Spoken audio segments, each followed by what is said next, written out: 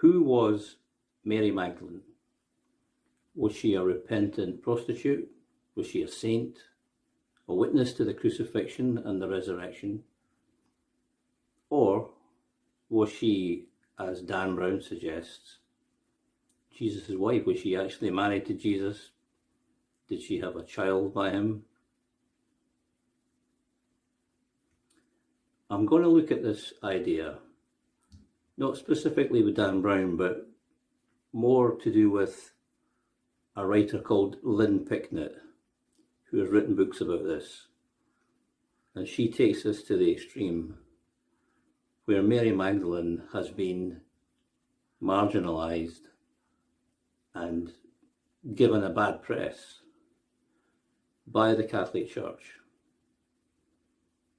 According to Picknett, this is an example of extreme misogyny, that the Catholic Church has suppressed the divine feminine, which I think is nonsense, and I will prove that.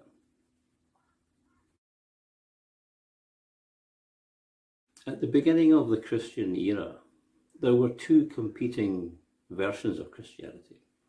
There's the one that we come to know, the one where Jesus is a supernatural being who can perform miracles and come back from the dead. But there was also another one known as the Gnostic tradition, where Jesus is more like a preacher, like a holy man who went around preaching to people. And he's more concerned about religious knowledge. He can't perform miracles, but he is a special person, but not in the way that we normally think of it. Now, this tradition was suppressed by the early church, and Mary Magdalene could have been part of that, but she wasn't suppressed because she was a woman. She was suppressed because she was part of this Gnostic tradition.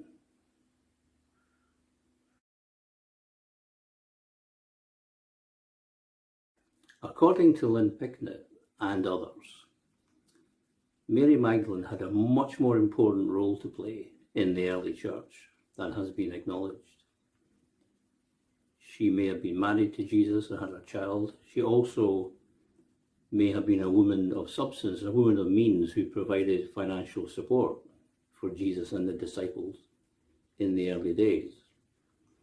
This was suppressed, surprise, surprise, because of misogyny in the patriarchal structure of the early church. They didn't want a woman having this kind of kudos, being given this kind of credit. And so that's why she was suppressed. That's why she's been defamed and characterized as a prostitute, albeit a reformed prostitute. This is completely wrong, though. For a start, the Catholic Church no longer subscribe to this. They abandoned the view of Mary Magdalene as a prostitute in 1969. And she is a saint now. She is a saint in the Catholic Church. That's a strange way to marginalise someone, making them into a saint. And the truth is, she may have been sidelined for a while. She may have been suppressed, partly because of her association with the Gnostic tradition. But also she's associated with a different version of Christianity. If, for example, there was a story going around that Jesus was married and had a child, he doesn't sound like a supernatural being. And why would he need financial support? Why would the Son of God, who can perform miracles, need money? So if that story is going around at some point, you can see why the early church might have wanted to suppress it and sideline it, simply because it makes him sound like an ordinary person and not a divine being. And that's why she could have been sidelined for a while, not because of misogyny. And of course, she's not sidelined now, because she's a saint in the Catholic Church.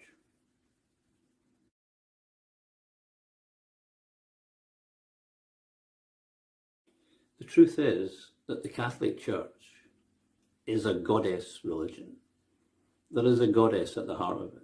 It's the Virgin Mary. The Virgin Mary is the divine feminine, absolutely central to the Catholic faith. And so it is preposterous to suggest that the Catholic Church have suppressed the divine feminine. It's obviously absurd.